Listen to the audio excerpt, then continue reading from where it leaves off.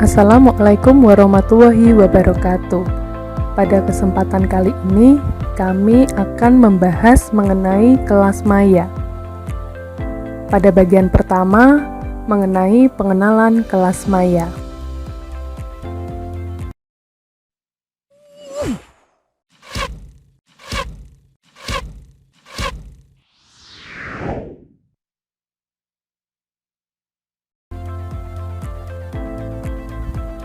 Kelas maya adalah lingkungan pembelajaran digital yang memungkinkan guru dan siswa terhubung secara online.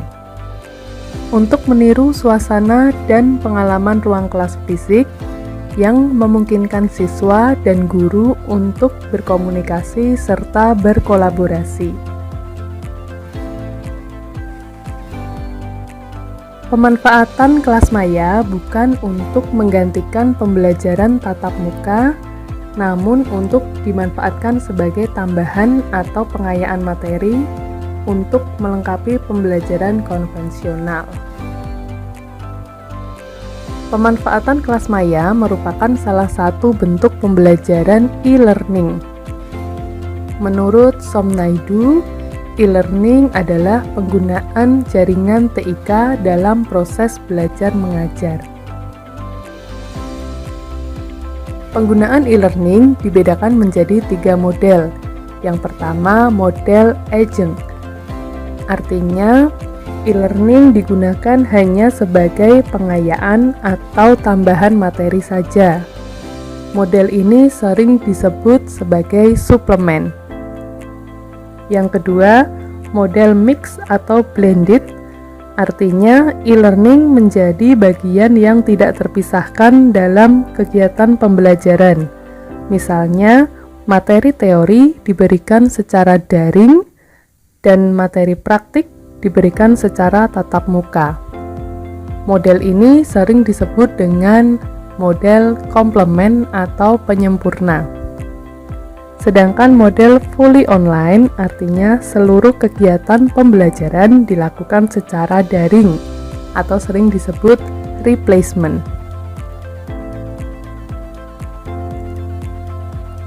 Komponen pendukung dalam pemanfaatan e-learning yang pertama adalah hardware atau perangkat keras, misalnya komputer, laptop, netbook, tablet, maupun smartphone.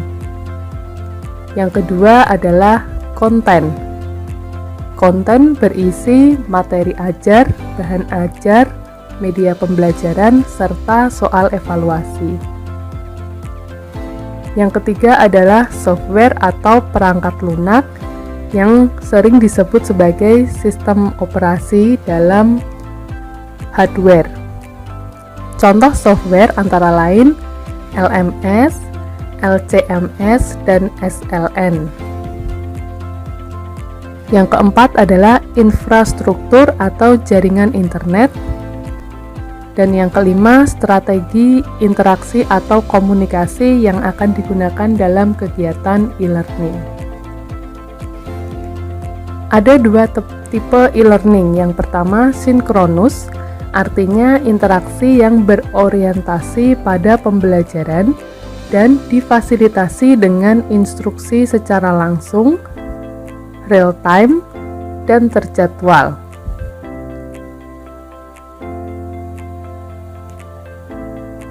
Yang kedua adalah asinkronus. Asinkronus artinya pembelajaran secara independen, yang mana peserta didik dapat berinteraksi dengan materi yang tersedia pada waktu yang mereka pilih.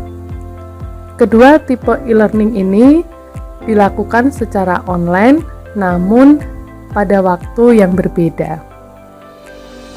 Contoh penerapannya, pada sinkronus dilakukan dengan diskusi online sehingga antara pengajar dengan siswa sama-sama online pada waktu yang bersamaan.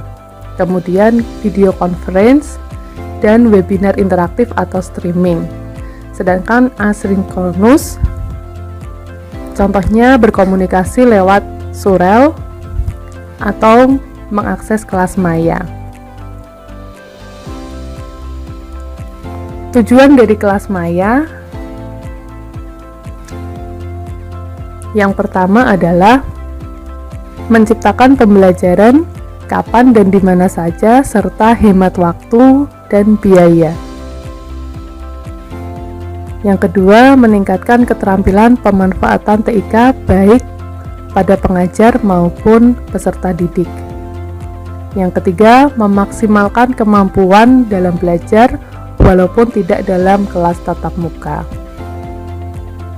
Manfaat dari kelas maya yang pertama,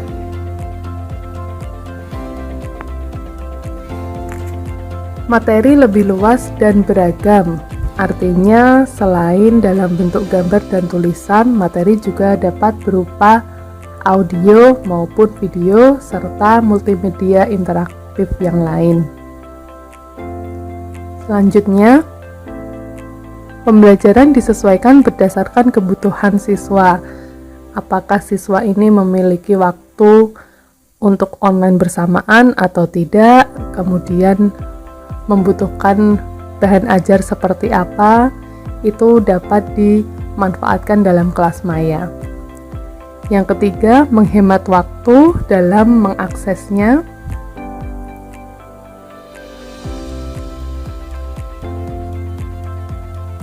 Yang keempat, pembelajaran lebih relevan dengan dunia luar karena informasi-informasi dari internet biasanya lebih aktual dibandingkan pada buku cetak. Yang kelima, paperless atau mengurangi penggunaan kertas cetak. Yang keenam, fleksibel artinya dapat dilakukan kapan dan di mana saja.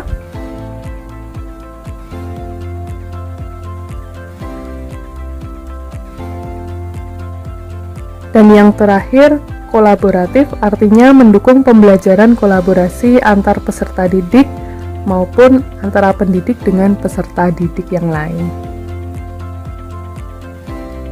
Fitur-fitur dalam kelas maya. Yang pertama, konten yang terkait dengan tujuan belajar seperti bahan ajar yang dipakai, media pembelajaran yang dipakai, serta soal evaluasi. Kedua, menggunakan metode instruksional, misalnya memberikan contoh dan praktik secara langsung menggunakan video. Pembelajaran sinkronus dan asinkronus, baik secara tatap muka langsung ataupun tidak, dapat diakses dalam bentuk audio visual maupun video. Dapat dihubungkan dengan aplikasi belajar yang lain seperti website atau aplikasi multimedia. Kelebihan dari kelas maya yang pertama, lebih fleksibel dan interaktif dibandingkan media belajar lain, terutama media buku cetak atau alat-alat peraga lainnya. Yang kedua, distribusi materi pembelajaran lebih cepat karena menggunakan internet, sehingga lebih mudah untuk dibagikan dalam waktu yang singkat. Guru sebagai fasilitator artinya penyedia sekaligus pendukung kegiatan belajar, dan pembelajaran berpusat pada siswa sehingga siswa menjadi lebih aktif dan produktif dalam belajar.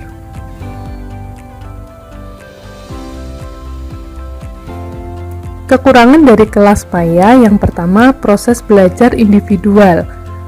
Peserta didik rata-rata akan mengakses kelas maya ini pada lokasi masing-masing sehingga tidak tercipta hubungan sosial antar peserta didik.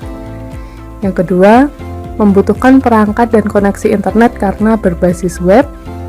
Yang ketiga, proses belajar lebih condong ke pelatihan dengan tutorial saja. Yang keempat, berisiko terjadi miskonsepsi pada siswa karena siswa belajar secara otodidak dan mandiri. Dan yang kelima, menurunnya kemampuan motorik seperti menulis, menggambar, dan berhitung.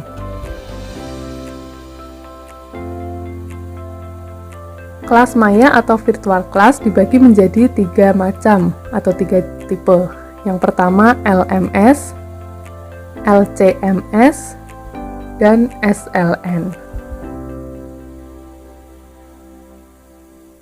Yang sering digunakan dalam pembelajaran adalah LMS karena lebih mudah dalam penggunaannya.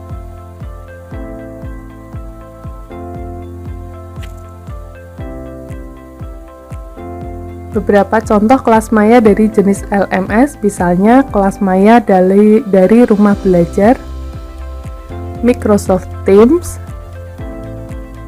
kemudian Google Classroom, yang kebanyakan dipakai pengajar dalam kegiatan pembelajaran. Untuk kelas maya jenis LCMS, ada beberapa contohnya, seperti Claroline. Kemudian untuk yang tipe ketiga SLN, contohnya adalah Edmodo. Demikian materi kali ini. Wassalamualaikum warahmatullahi wabarakatuh.